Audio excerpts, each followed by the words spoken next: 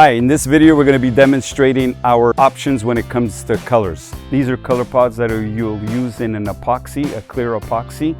Typically you want to mix it into the part A, and it's allowing the different installers to carry a clear epoxy and use a pigment to color it the color they want. We have our metallic series, which we have a variety of colors.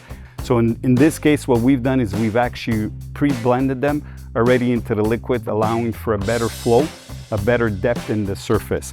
Then we also carry our safety colors. So we have the safety colors for any warehousing where you need to line off the different security zones for whether they're batteries or whether they're walkways. So we have the safety yellows, like we have the safety reds. We have a variety of different safety colors. These are our pigments. They're universal. They go mixed in either a Flo-Poxy or a Flo-Spartic, half a container in a Flo-Spartic and a full container in a Flo-Poxy, okay? Thank you very much.